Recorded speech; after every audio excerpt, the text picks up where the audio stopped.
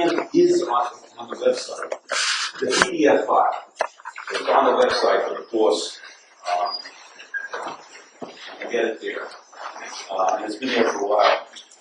So please, if you lose it, go there. Secondly, I put on the website a second set of notes. They're called lecture notes number 2. It's lecture notes number 1 and lecture notes number 2. I just put them on yesterday. And that set of notes will help you answer part B of question 1.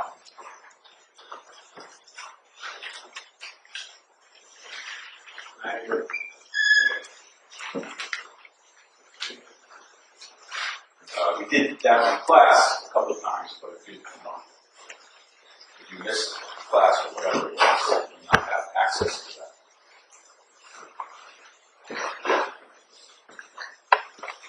All right. So let me go back to this criticism of Noah. And again, the criticism is, let's make sure that, okay, before I get the criticism, what does Noah want? Noah wants competitive markets for the reasons I gave you, because he thinks, like the vast majority of economists, that competitive markets produce this efficient result. By efficiency is meant the maximum wealth the society is capable of achieving. So that's what markets do. That's what price is equal to marginal cost from last time. So if I ask you a question on that, this is possible in the final exam. So P is equal to MC. That's another way of saying supply is equal to demand. So that's really what it is. And when supply is equal to demand, we have the maximum profits for producers. That's what P equals MC means.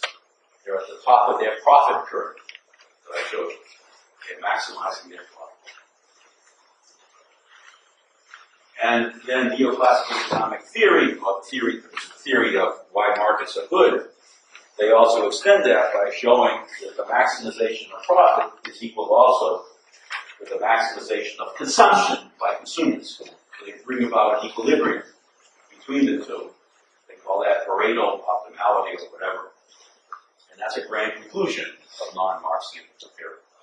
All right, the critique of that, which I started last time, the criticism of that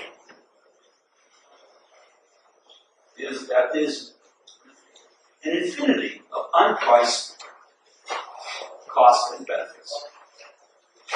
And it's impossible for any mechanism to take into account infinity.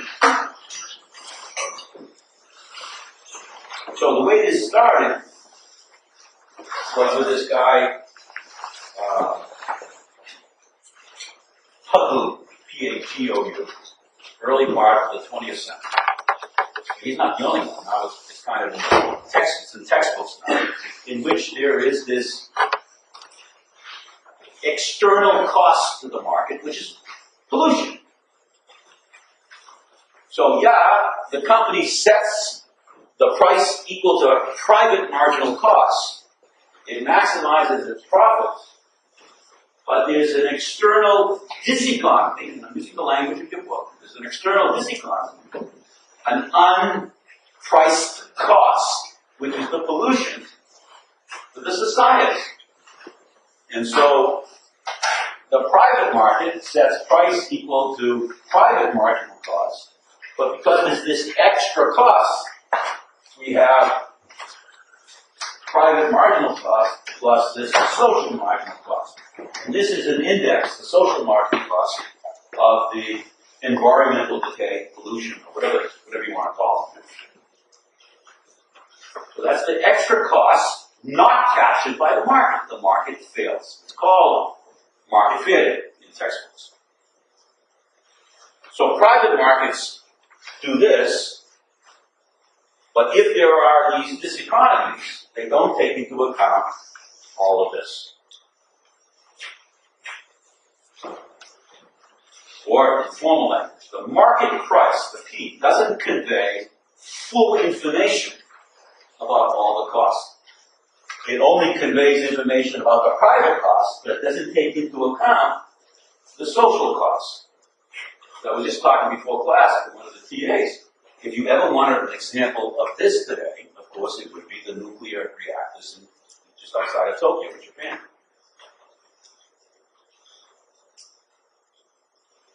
That's this thing right here.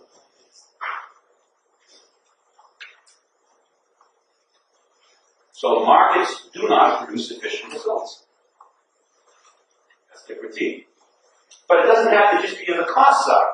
The last example I gave you before we broke last time would be on the consumption side. There, in the United States, the example is that a market price is less than the private marginal cost to build a sports stadium, across the United States. Say Yankee Stadium in New York, on the west side of New York City.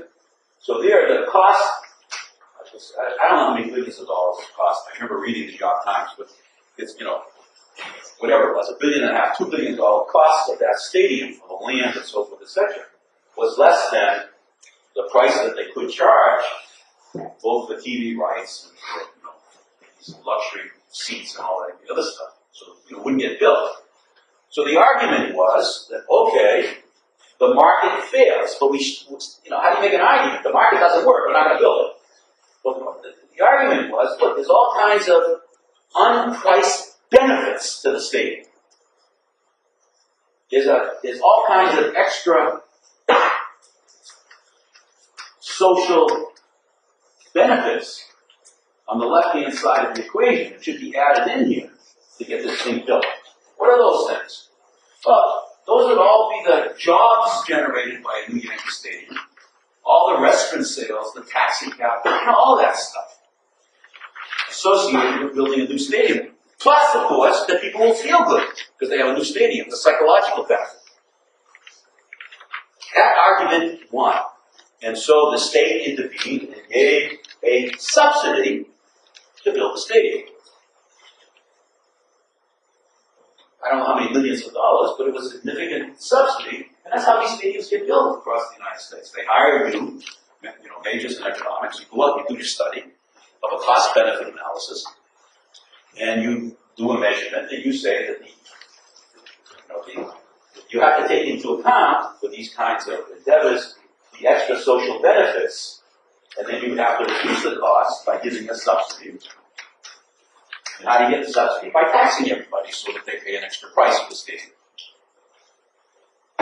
So whether it be on the cost side or be on the benefit side, there's an argument that there are always these external economies or diseconomies associated with any transaction in a society.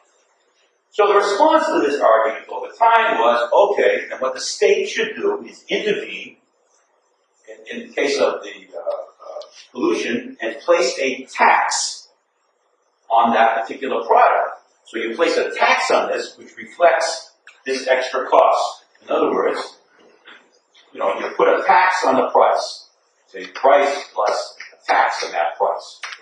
Now, if you do this correctly, this will be equal to the private marginal cost plus the social marginal cost. So you make an estimate what the tax has to be to get this kind of equality. That's what economists do.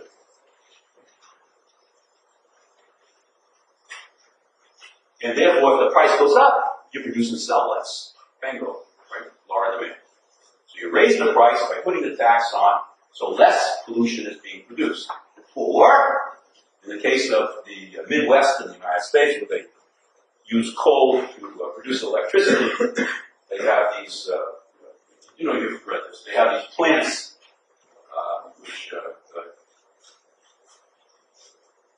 which the fuel is coal, they burn electricity, but the problem is they made the smokestacks very, very high to get rid of the gases. So the smokestacks go way up in the air. The problem is when they emit the gases, they get carried in the winds, which go from the west coast to the east coast, and they carry the acid rain to the east coast, and the most important effect of the acid rain is on the east coast, it destroys my car. So people noticed that the trees in New England, the automobiles, the finish on your cars, people's health was being affected by the acid rain emanating from these smokestacks. That's a social marginal cost. And the psychological stress that I had by looking at my new car deteriorating in front of my house. So the solution to that was that the federal government stepped in and made them put scrubbers. It added to the costs of these plants in the Midwest. And putting in these scrubbers, it was called scrubbing, in these large smokestacks to cleanse the gases that were being emitted. Now, there's an extra cost that they had to absorb. All right. In general, then, right now, today's world, the idea is that somehow the state should intervene to somehow get a handle on these marginal costs and marginal benefits that the market fails to take into account, to try and correct this market failure. But what I suggest to you is the following. That's an impossible endeavor. That's not possible. And the reason that it's not possible is that any production or consumption decision carries with it literally an infinity of contradictory costs and benefits. And it's not possible to measure infinity. That's what infinity means, unless you're God. And since we're not gods, there's no way that you can correct for the infinity of contradictory costs and benefits. For example, let's take ones that we've gone through. We've stopped, or we haven't stopped, but we've reduced cigarette smoking. Why? Because people became aware there was this social marginal cost, that people died earlier than they would otherwise from smoking of cigarettes, cancer, heart disease, emphysema. So it became, starting probably in the 1950s, there became a movement in the United States that recognized this. So there was studies by economists that recognized this social marginal cost of smoking. And so, to make a long story short, what did we do? We intervened in the market to try and stop people from smoking cigarettes. At the university, when I first came, you could smoke in this classroom. You can no longer smoke in the classroom, so I can't smoke in my office. I'm not saying it's good or bad. I'm just telling you what we did. Okay? And then we put taxes on cigarettes. I haven't smoked in years, but I don't know, what is a package of cigarettes? $5 now? Nice. $7.80. Really? $8.50 for reds. It's usually $7.80. I work at gas station. Wow! Like $13 here. When I started, a package of, you're going to laugh. Okay, we should have laughed. It's funny. A package of cigarettes was 22 cents. You put 25 cents in the machine, and you get your cigarettes back, and there'd be 3 pennies wrapped in cellophane. It could be changed, it would be wrapped in. Okay? 22 cents for a package of cigarettes. Okay? So every hour, I would buy another package. So we stopped smoking. Why? Because we recognize the social marginal cost of that particular consumption item. And so, people say, well, that's an unambiguous good. The state did what it was supposed to. Not quite. Not quite. Because people live longer, but they live longer, and they now have an opportunity to die from other diseases. Number one.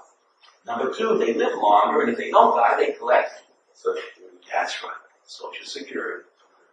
So part of the costs that we now are facing in the United States of Social Security costs, and all that means is because we stop people from smoking. Just part of it. Part of the other diseases that people now have, of high blood pressure, diabetes, and so forth, etc., other forms of cancer, but they live long. That's contradictory. It's funny and it's not funny. But you can do that kind of analysis for everything. You can't get full information on the contradictory consequences of stopping something. Let me give you another one, which is right in Congress today. Okay, there's a movement emanating from the Democrats and from President Obama to have new kinds of pollution laws to deal with pollution because people are scared to death. You know, if it continues the way it is, the North Pole, the South Pole, all the snow is going to melt. You know, blah blah blah blah blah. Your kids ain't going to be around because there'll be no planet Earth. You've heard this stuff. So you got to do something now, and if you're lucky, maybe you'll be able to reduce the carbons in the air so that we can survive for another few thousand years. Otherwise, the scientists say we've got a problem. We've got courses at the university on this. Suppose you put a tax on factories to take into account this social marginal cost. That's what they're talking about. The market doesn't capture the social marginal cost. Well, the Republicans come back, and they may win this since they're a majority in the House of Representatives now. They come back and say, wait, it's not just that they attack the science. They also say, what about the costs of reduced jobs in those industries that won't be able to produce as much output as they would otherwise because of these pollution taxes? What about the stress on families of people not having the jobs? The emotional distress between husband and wife, the effect upon children, the kids that won't be able to go to college because their mummies or daddies won't have the jobs or high as income as they would otherwise, the psychological stresses in society, psychological stresses associated with physical stress. You understand? So on one hand, you get the benefit of reduced carbons emitted into the sky. On the other hand, you get all these costs. And that's what politicians do. They look at one and the other and so forth to try and persuade people not to do this. In this case, the Republicans will probably win, especially in times of recession. Well, just to extend that, there are an infinity of contradictory benefits and costs. That's life. That lovely French expression, c'est la vie, that's what it is. It's not that it's good or it's bad, but any decision to produce anything carries with it all kinds of contradictory consequences, whether it be the production side or the consumption side. There are always unpriced costs and benefits. And you can't measure infinity. Hence, Mulvey is crazy. But he's no more or less crazy than all the other economists who defend markets and don't pay attention to their own theory of these unpriced costs and benefits. So, he's right on planning. Planning does put a lot of power in the hands of very few individuals. And there's no way for those planners to take into account what we just did. The untold contradictory costs and benefits. There's no way. They're not gods. But there's no way for markets to do that either. So what are you left with? Well, you're left with the following. We only look at some of these costs and benefits. That's all we can do as human beings. Then the question becomes, which ones do we look at? Which ones do we don't? That's not a private question, that's a social question. In your lifetime, it's very nice. You look at these social costs associated with pollution problems. Not in my lifetime, because we weren't aware of it. But there are all kinds of other costs and benefits which we don't look at. So the first political question is, okay, let's have a discussion. Which ones do we look at? Which ones we don't? Let's not displace the discussion on which is better, markets or planning, because they both have this problem in common. Secondly, which costs, the first one, which costs, which benefits, second, who looks? That's an interesting question of the who. Those are social, not private questions. That's what nobody misses. That's what your courses in economics miss.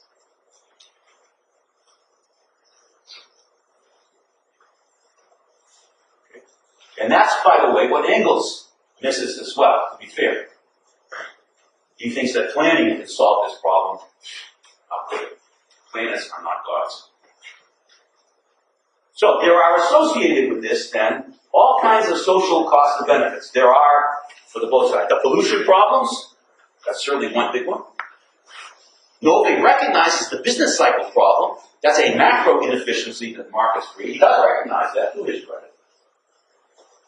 Marx recognizes the exploitation problem. and the business cycle problem. Those are social costs in a capitalist society.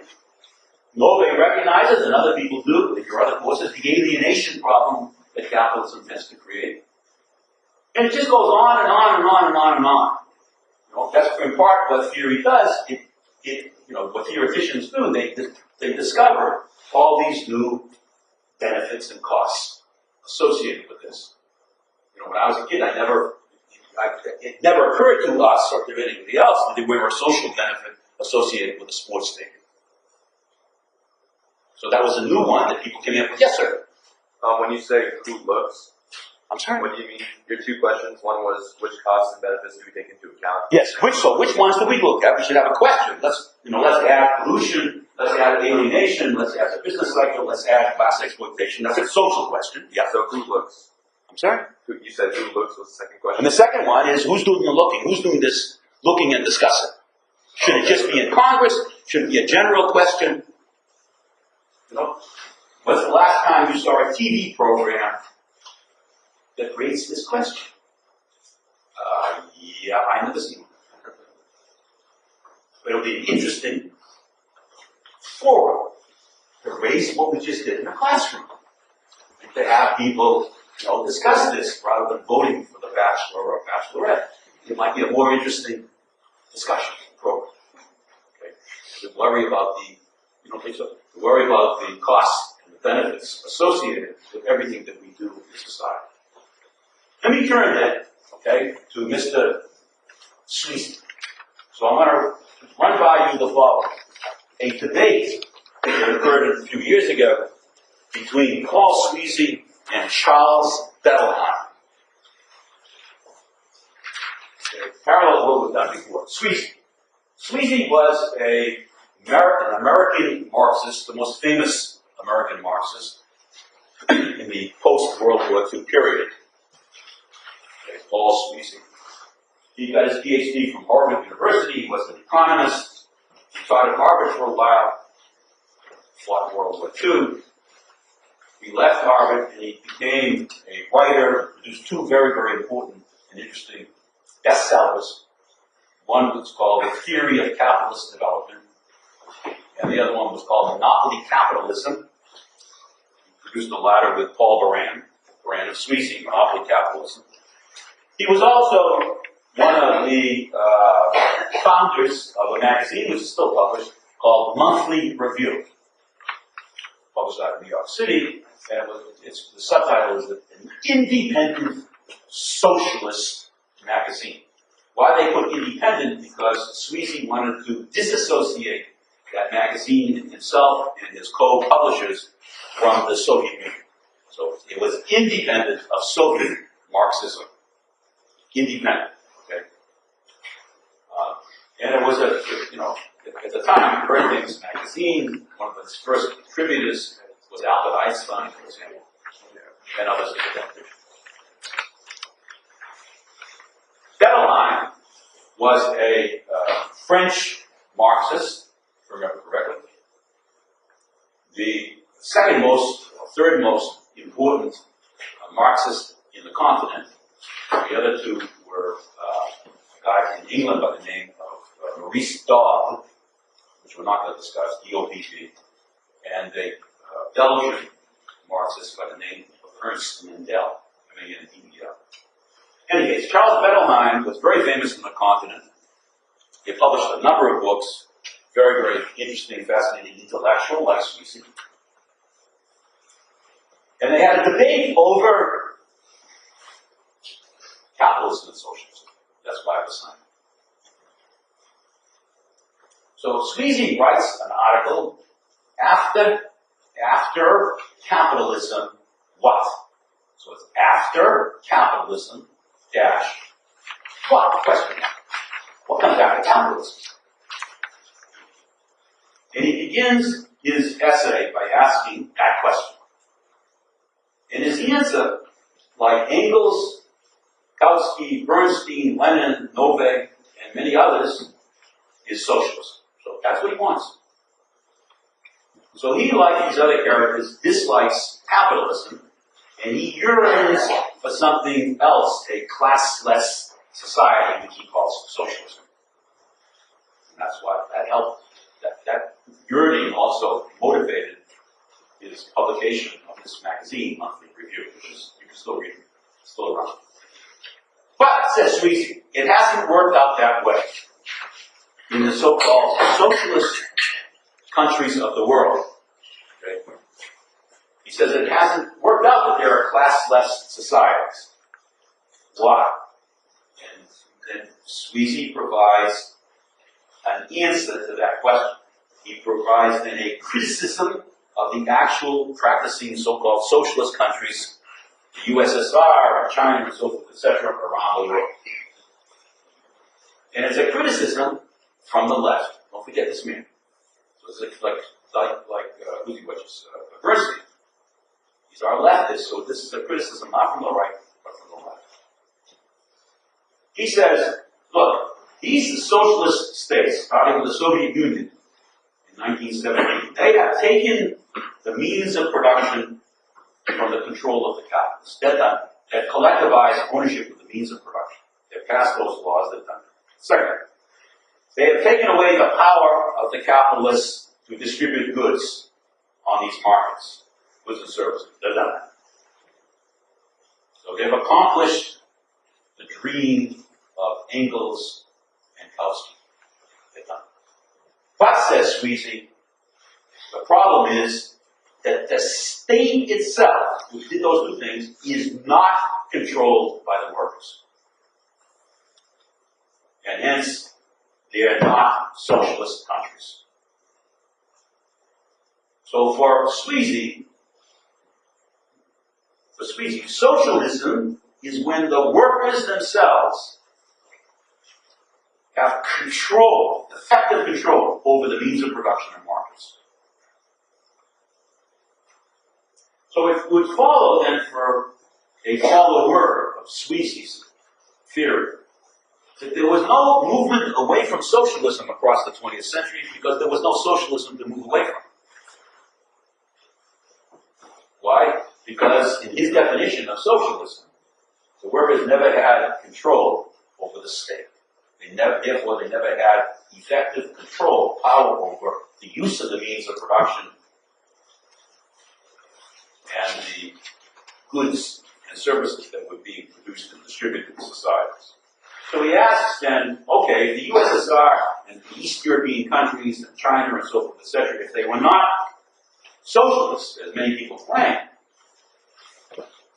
what were they? And his answer is, his answer always was, I knew him really well, I don't know. Bettelheim is going to make the same claim. Bettelheim is also going to say they're not socialist countries. Because it's the same thing. The workers don't have effective control of the state. That's Lenin's argument.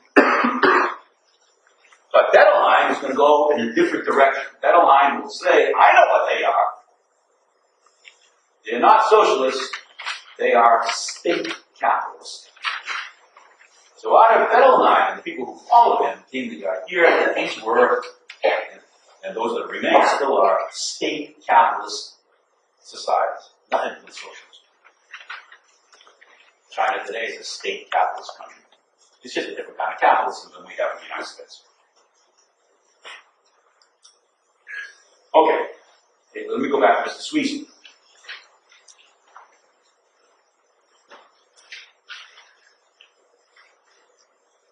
Sweezy's claim that the USSR and these other East European countries, China and so forth, they're not socialist, even though other people claim they are, is produced, so this is criticism, it's a theory, it's produced via the idea of who has power in society. So Sweezy is a power theorist, in terms of what I've taught you and what I've asked you to read.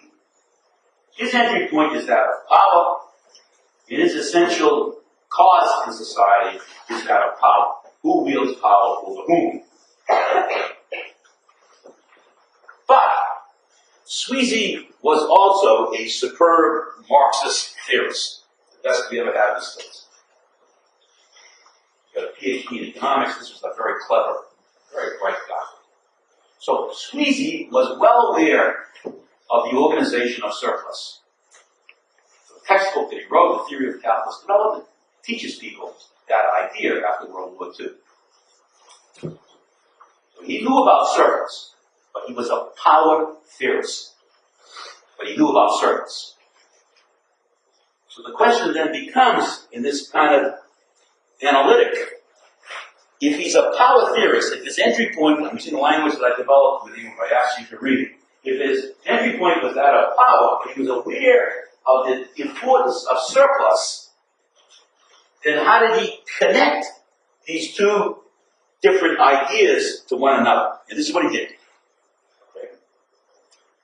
He made the organization of surplus an effect of the organization of power. So the organization of power was the ultimate cause of who got the surplus. Those people who wielded power were those who got that surplus. So he deployed a cause and effect in which the cause was power and the effect was surplus.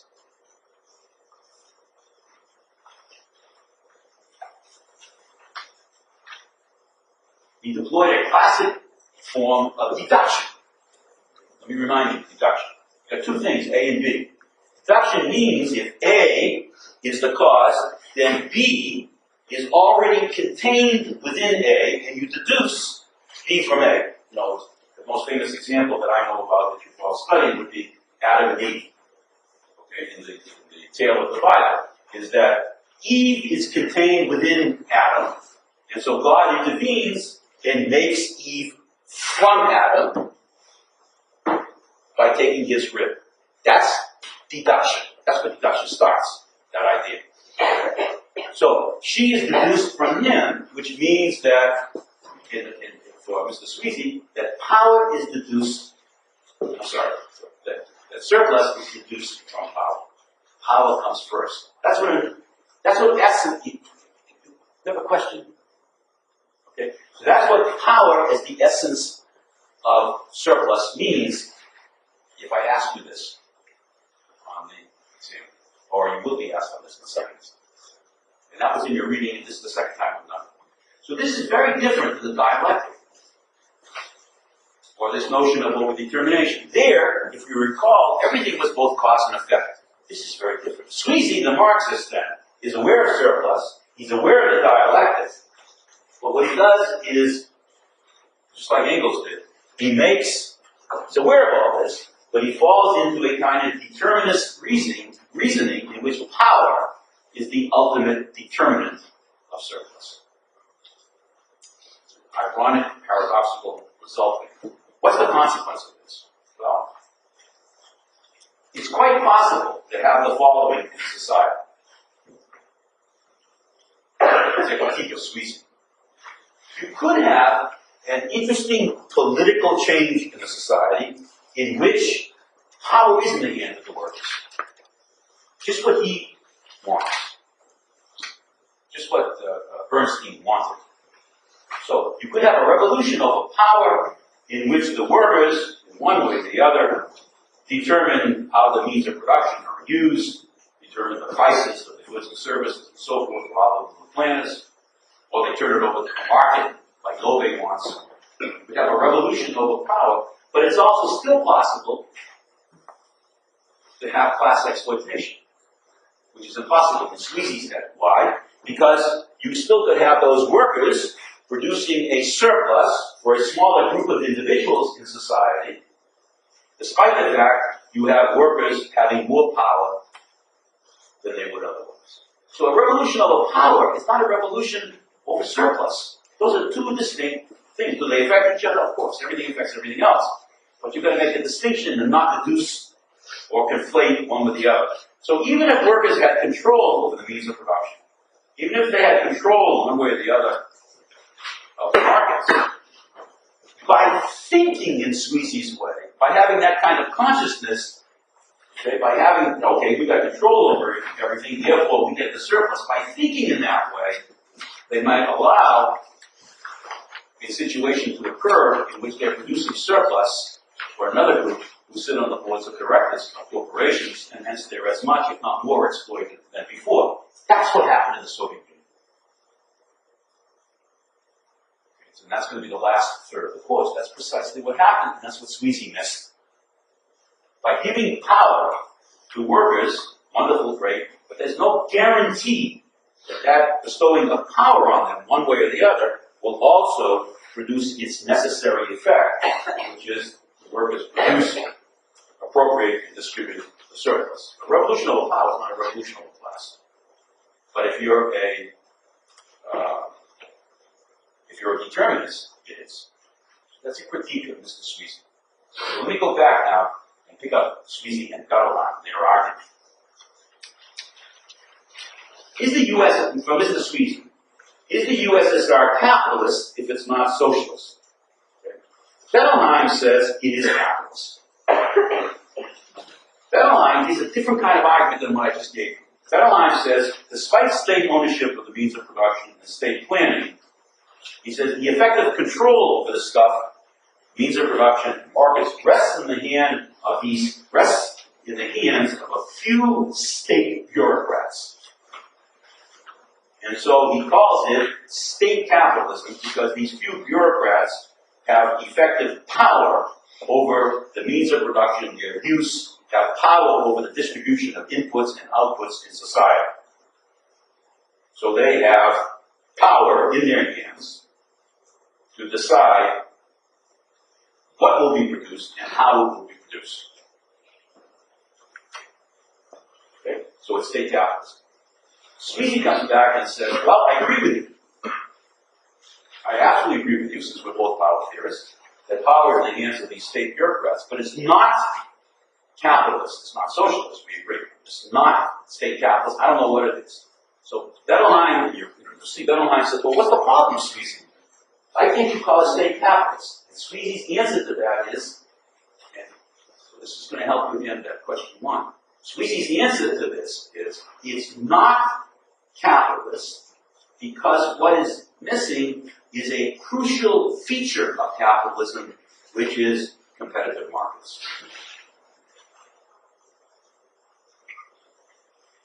If competitive markets were present, then I would agree with you, Bettelheim, that it was capitalist. But that's the feature that's missing, and that prevents me from calling it state capitalist, even though these bureaucrats have power in their hands. Why? Well, because, so I'm going to do a little bit of the answer to question one. I understand that. Okay, but you're present here, so you're going to get this, and people who are not here will not get it. That's life.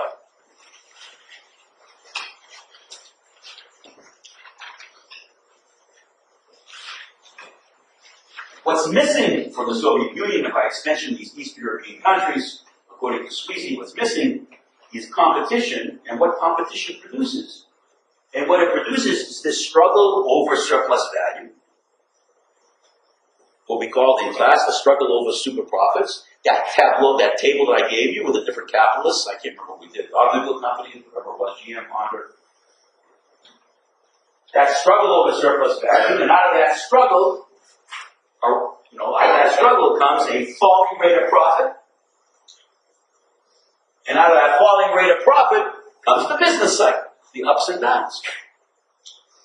So Sweezy says that wasn't present in the Soviet Union because they didn't have capitalist competition, hence they had no laws of falling rates of profit or rising rates of profit, and hence no inevitable business cycle. It's not capitalist. Bettelheim comes back and says, you're wrong. They didn't have market competition. You're quite correct on that. But they had other kinds of competition in the Soviet Union, which produced a similar result of the ups and downs. Like what? Well, the state managers competed with one another for labor, for capital inputs, for credit. They got rewarded if they did better than worse, and so forth. There was competition there.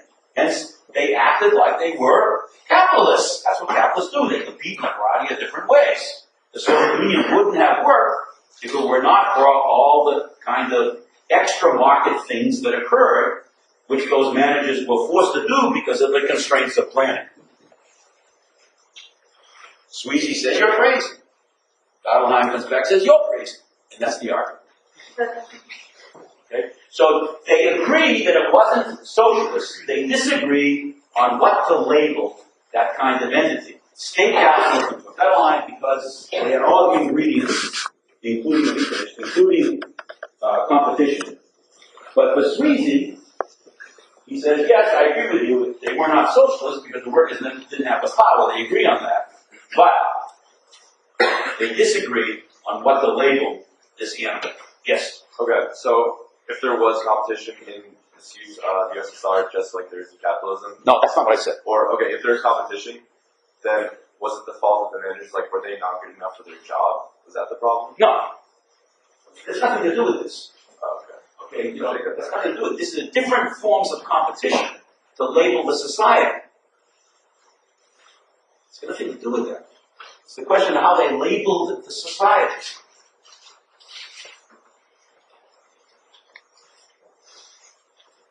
Yes? So from Sweezy's perspective, does socialism basically have to be democratic in order so the workers all have control? Absolutely. You see the importance of Resnick and then Lenin.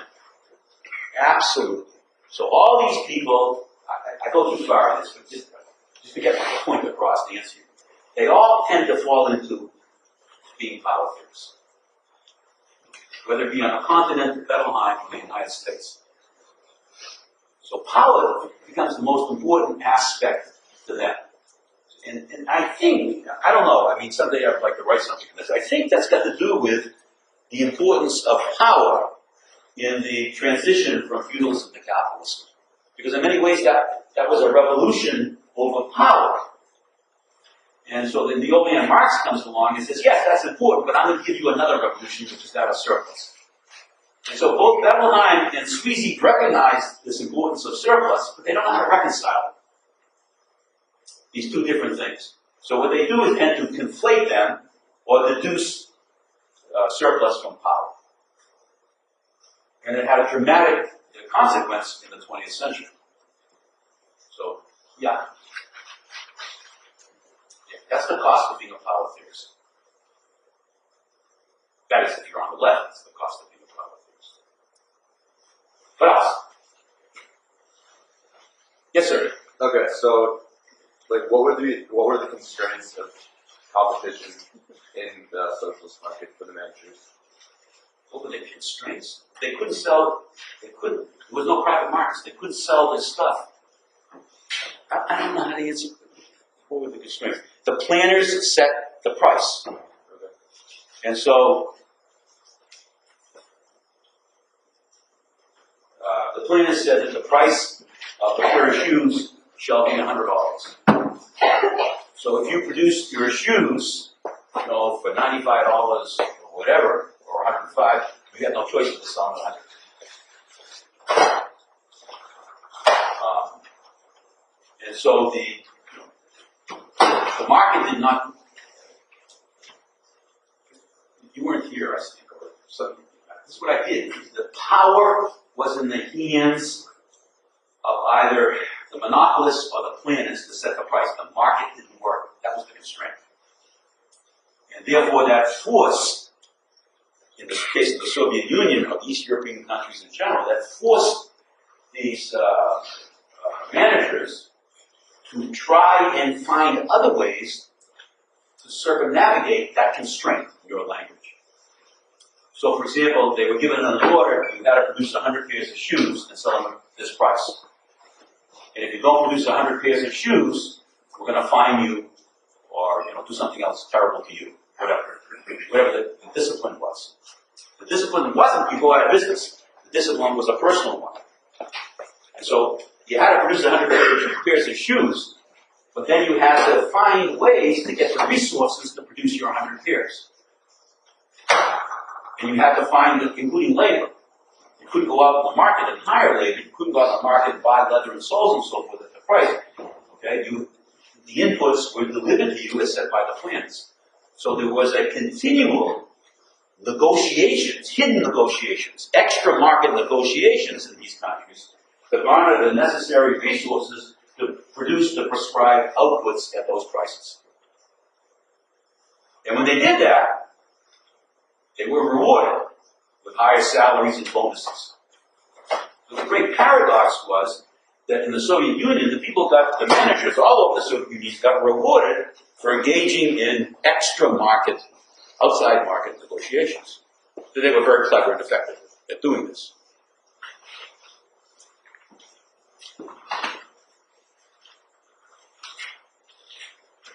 Yes, sir. Would Sweezy concede that China today is a state capital? Here's what I asked him that question once, many years ago. His answer was as follows.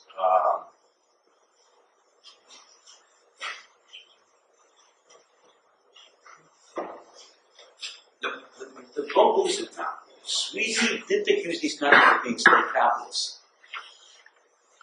That's what Bettleline did. Sweezy said that they were what? They weren't socialists, what were they?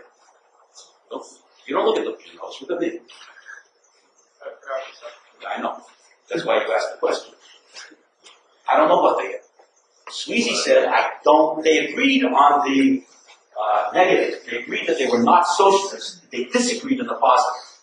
So Bettleline was persuaded that they were state capitalists. All the power was in the hands of those state bureaucrats, and they had different kinds of competition. Sweezy said, I don't know what they were. Okay? I don't know, because they had planning, private property. They had planning, they had collective property, but they had too much power in the hands of these bureaucrats. But they didn't have capitalist competition, hence they were not capitalists. So I asked Sweezy, I said, okay, well, what the hell's the difference then between the Soviet Union and China? And his answer was, well, he said, and he had visited both countries many times. And he was an honored guest in both countries. He said, it seems to me that in the Soviet Union, everybody's working, this is not before the 80s, before it broke up. He said, in the Soviet Union, everybody's working to beat the system. That's what I explained to you. Everybody's working overtime to beat this system, finding different ways to negotiate this. Okay, so it's paradoxical, it's very individualistic. Whereas, at that time, this was late 1970s, early 1980s, he said the difference is in China, at least up to then, everybody's working for the system. But that's before everything changed. That was his last word. In terms of what I taught you, different from Sweezy and Bettleline, different. Both the Soviet Union and China would be examples of state capitalist exploitation. In terms of what I've taught you, the state bureaucrats would receive the surplus produced by those state workers. What else? Yes, please. Yes, you can. How is production socialized if the power is in the hands of a few in the USSR? Yeah. How is that possible, though? Okay, you pass a law. Which they did, in which the ownership of the plans, equipment, and so forth are in the hands of the people. So you pass that law, which they, soon after the 1917 revolution, they had a new constitution that they wrote, the Bolsheviks wrote. Lenin was the head of them, he was the honcho. And the new constitution was that if you're a citizen of the USSR, the Union of Soviet Socialist Republics, so no more Russia, if you're a citizen, then you own the means of production. But that doesn't mean that you control that which you own. So, for example, you may have, your uncle may have an enormous amount of property. And your uncle dies and leaves you the property, but you're suppose you're 15 years old. So you have ownership, but you may not have control. So in that situation, the court will appoint somebody to control the means of production that you own. Yeah. Why can't you just? call it a totalitarian state? Like a totalitarian. It could be, but it may not be. It could be just a democracy. It doesn't make any difference. There was enormous power in the hands of workers in the former Soviet Union in each and every factory and each and every farm. Much more so than in the United States. That was the problem that Stalin had. These goddamn workers and farmers were continually resisting. What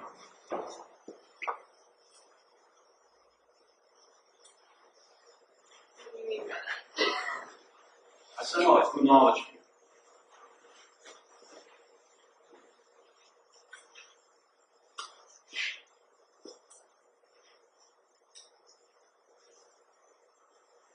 But whether it's in the hands, if you had a complete democracy, okay, so suppose he continued, suppose that the workers had, suppose it's the United States, in which you have a lot of personal freedoms.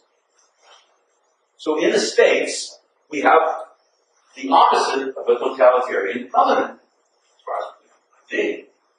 You have not a parliament, you have a constitutional democracy, in which people elect. Does that necessarily mean that the people who produce the surplus also get it? That's a question for you. In the United States. Yes. Okay. Not necessarily. So what have I taught you?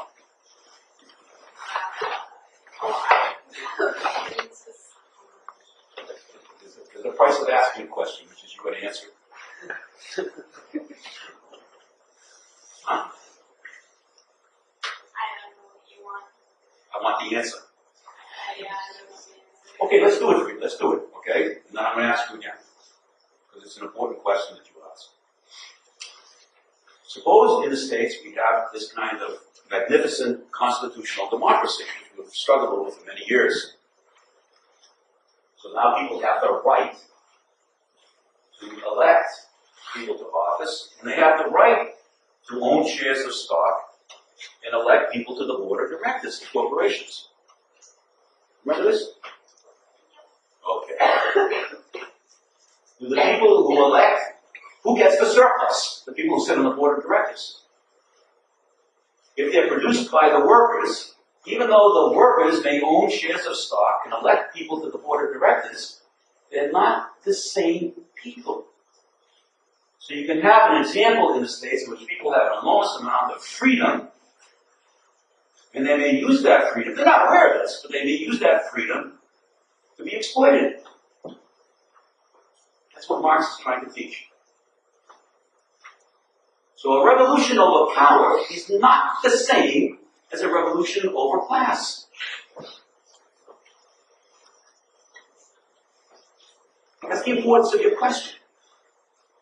I was more confused with just labeling, though.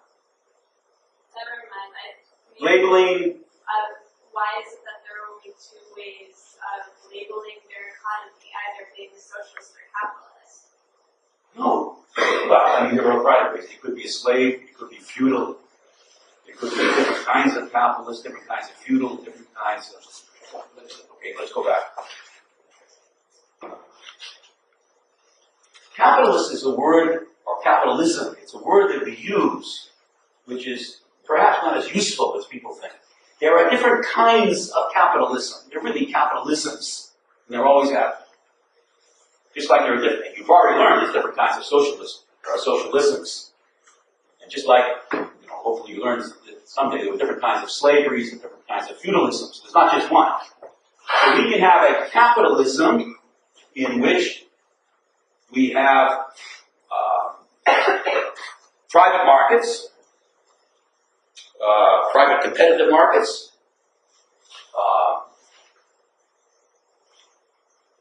private property, and workers producing surpluses for people who sit on the boards of directors. Let's get a different kind of capitalism. We can also have a capitalism in which, and this is Norway, we can have a capitalism in which we don't have too many private markets. We have monopolized markets. And we have private property, but we have non-competitive markets. So the first kind of capitalism requires an adjective to differentiate it from the second. Competitive capitalism versus monopoly capitalism. Yeah. But it's still the owners of the means of production and the work for them, right? Absolutely correct. But but in capitalist society, it's not simply owning, it's having power. No, I taught you something efficient and new, Yeah, well, which is what? that if you own something and you're not necessarily power. No, that's not what I taught you. You perhaps knew a little bit of that before you ever got into 373. What is the new thing? I'm interested in value added. What's the new thing that you got from me and from your readings? You got to do the second exam, so it's really important. I'm sorry, the first exam. So it's really important that you ask your question because you've helped everybody. Is the organizational surplus? I think we didn't have that prior to 373. So, what are class analyses? Put your hand down. What are class analyses? Okay? She got a question that we're trying to deal with. There are 3 different ways of understanding this. There's the power analyses, there's the market analyses, there's the property analyses, and there's also this surplus. So, the label, capitalism, not capitalism, has got to do with who is producing and who is appropriating and distributing this surplus. And all these people are struggling over this in one way or another. So you can have, let's put it straightforward, you can have a capitalism in which you have the workers producing the surplus, a different group appropriating and distributing it. That's what we did in the blackboard. That's what Engels and all these characters are after that. And you can have that with different forms of ownership of the means of production, different forms of markets, different kinds of power organizations. But what they have in common is that the workers produce the surplus and they don't get it. The problem is, people forgot that. The people who wrote this stuff that I've asked you to read, they forgot it. Or they suppressed it. Or they deduced one from the other. And they created a horrible mess over the 20th century, right into the present. By ignoring and forgetting, repressing this surplus notion of class, and by focusing on who owns what, who commands whom, and how you distribute the goods, they thought that revolutions over those non-class processes would be a revolution over class. So the classic example is the Soviet Union, for all their well-intentions and so forth, etc. They had a revolution over property, they had a revolution over markets, and in many ways they had a revolution over power as well.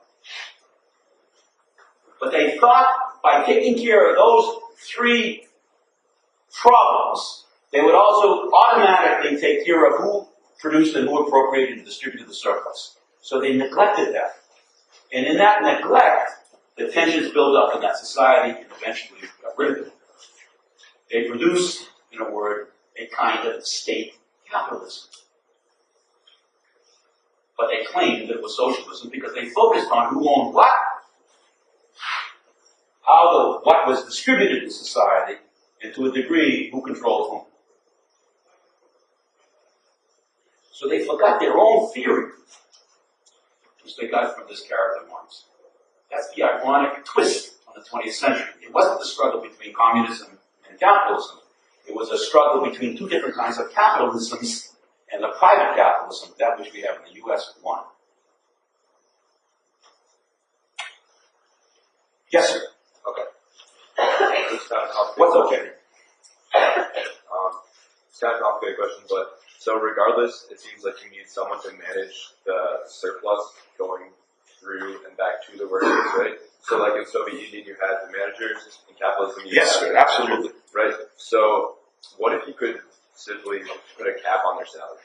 Put a cap on. Manager's salary. Would that solve all the problems? Sure. Could you do that? Could the state appropriate as a surplus put a cap on the managers? Yeah. And then And that would solve what?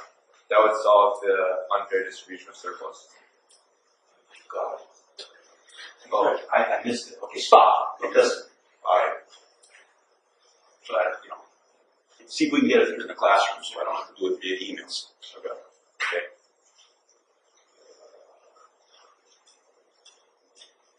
The problem is that you have a group of workers that are producing a surplus. And you have a different group that's receiving the surplus and then distributing. Suppose you put a cap on the amount that you distribute. To the managers. Yeah. Whichever, in your case, the managers. It still leaves the problem, the first problem, that you have the workers producing and that other group appropriating. That's the problem that they neglected. Even if they put a cap on dividends or managers or whatever, or taxes. That doesn't deal with that first problem. So it's like a conceptual problem, you're saying. Even if they're getting almost no money, they're still It's getting a conceptual, it's a political, it's an economic, I don't know, whatever adjective you want. Dealing with the capital problem it doesn't deal with that initial problem, which is who produces and who appropriates and distributes the surplus. Okay. Could you possibly consider the fact, like the managers are doing work? Absolutely. So don't they have as much of a right to surplus as people who They have a right to the distribution of the surplus. Yeah. Absolutely. As the owners do as well. So what we're after, and so in your exams, get this, what we're after is the difference between the use and exchange value of labor power.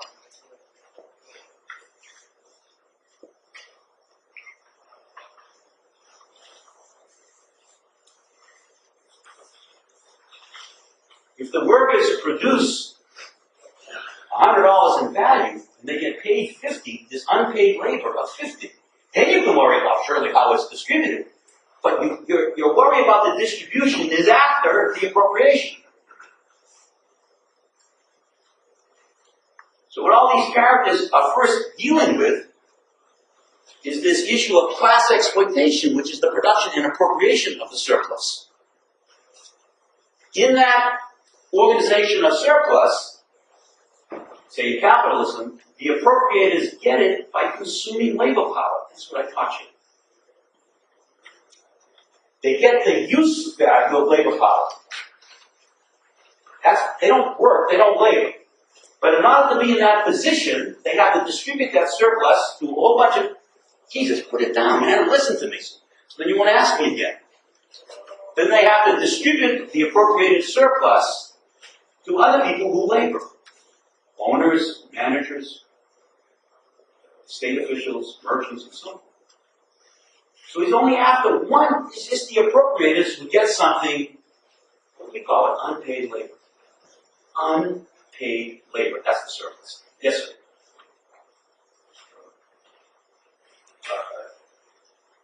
Sorry. Well, if they're not getting money out of the surplus, who's getting They're not what?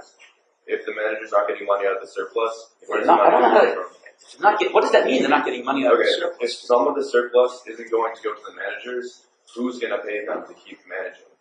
You need managers. I know, that's what I taught you. Yeah, I agree completely. Let's try once more and then I'll stop. You know, if I can't do it, I can't do it. I understand what's happening right now, but I'm saying if you stop giving them distribution of wealth or distribution of surplus, how could you keep them in the position? Like the economy would fall apart. Absolutely. Yeah. So the surplus has to be distributed. That's the subsumed class process. The surplus has to be distributed so the capitalist can get its conditions of existence. There's no question. And it's distributed to those individuals in society, managers and others, who perform a kind of labor enabling the surplus to exist. You hear the language? Enabling the surplus to exist. But in order to get those distributions, you have to have that surplus. What's the other? Yes, I'm with you. Okay, so the initial existence of the surplus allows the distributions to be made, you're absolutely correct, to all those individuals like managers who are providing the non-class processes for that surplus to exist. They overdetermine each other. They cause each other. Neither one is an ultimate cause of the other. So the surplus has to exist to have its distributions, and the distributions themselves, like the managers, enable that surplus. They cause each other. Neither one is the ultimate cause of the other. And Marx's problem. Go ahead. Okay. And Marx's problem, it seems like, is not that they're exploiting the workers, that they're exploiting the worker, or they're exploiting the worker too much. No, nothing to do with that. Exploiting too much is the S over V. So if S over V rises, then you can make an argument they're exploiting too much. In terms of what we're discussing here, the argument is the existence of the S, the numerator in S over V. The too much or too little too much is the ratio of the two. What he's arguing is that the source of profit of surplus is unpaid labor. And what's the argument against that? Which I presented to you, I think. The argument against. Yeah. Sometimes the way to understand something is to understand, how it is. Massive distributions which can be No. That's the non-Marxian answer. Low exploitation. It's harder to do than that stuff. Anybody? Help them? So this is the Marxian critique of capitalism, and why he wanted communism and these other characters that we have studied, is capitalism has these two features: class exploitation and the business cycle. Okay? Socialism, question one, is supposed to get rid of class exploitation and the business cycle. So what's the non-Marxian explanation for why there is no exploitation? Non-Marxists say there is the business cycle. They just have a different way to deal with that, not socialism. What's their answer? You've all had one. Most of you have had this. What's the non-Marxian theory for no exploitation in the society? What's the source of profit?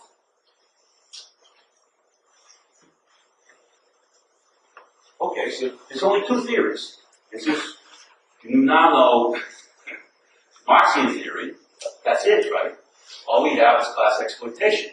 That would be strange and bizarre because we live in a capitalist society which produces a theory which says there's no class exploitation. Okay, the answer is as follows. Standard non-Marxian theory, 103 to 203, neoclassical economic theory, the theory after Adam Smith, says the following. Okay, the answer to this question. The question is, what produces a surplus? And the answer to that for neoclassical theory is as follows. Some people in society make a sacrifice. They make a decision. They decide not to consume, and they decide to save. So they don't consume all their income, they save. They make a sacrifice, which is they give up present consumption. And they decide that by savings, they'll be able to have more consumption in the future. They have a preference for future consumption over present consumption. They save. Then their savings are held in the form of, let's say, a machine. They invest in a company or whatever. And that machine, which is the form of their savings, has an inherent marginal productivity associated with the machine of capital. And so their returns to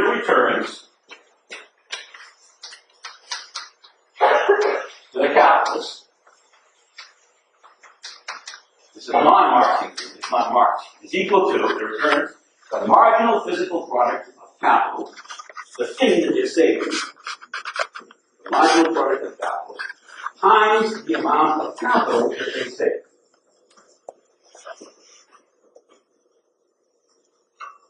And very carefully, the teacher typically spends time showing how this is, behind this, that is the amount that people save, is utility. Utility theory. Marginal utility theory. The trade-off between the present and the future. Behind this is the production function. That is output, the function of capital and labor. So the returns to capitalists depend upon the preferences of individuals, not to consume now and to save, and the inherent productivity of that which they save. It's got nothing to do with class exploitation. Marx. The returns to capitalists, unpaid labor. Right? Labor power has a use value and has exchange value. If this yields more in value than this cost, is a surplus that the buyer labor power gets. You've got two different theories of the returns to capital. The neoclassical, the theory that comes after Adam Smith, and the Marxian. And they've been struggling with each other ever since. So, for the non-Marxian theory, which is the dominant theory right now in the world, including the United States, the returns to capitalists are defined in this way, whereas the returns to capitalists are defined as exploitation, no exploitation. So socialism makes no sense from this perspective. Yes? The Marxian side, couldn't that just be a result of a non-competitive labor market? No.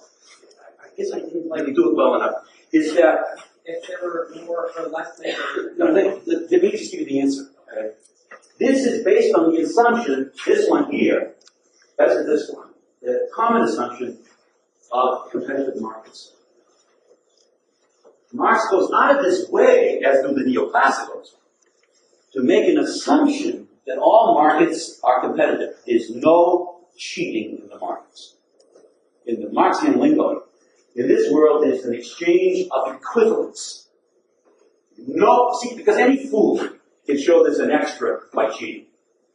You know the Adam Smith's, Karl Marx that came up with that theory. That's been around for a long time. Plunder is in the Bible. So cheating is not the issue here. So all these economists make the same assumption, which is, well, let's hold aside, you're aware of cheating, but that's not going to inform their theory. They all make the assumption that labor power sells in every other commodity for precisely what it's worth.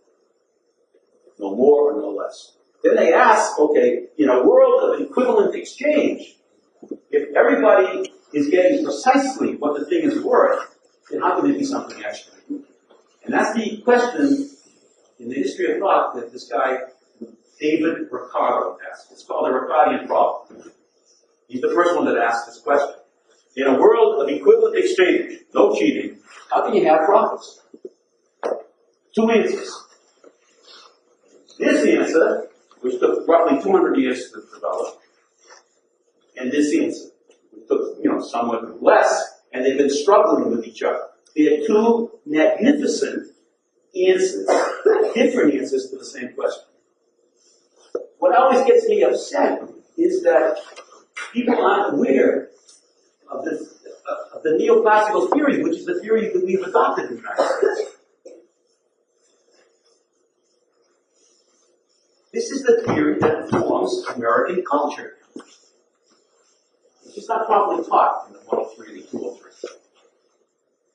So in here, there are two factors of production. I'm going to stop. There's capital and there's labor. And each one of them gets paid a return exactly equal to what they make possible. So I could write over here, returns to labor, which would be the marginal product of labor times the labor. Okay. I may even do this again next Tuesday because I can see from your faces that some of you just do stuff. Okay, I'll see you next week.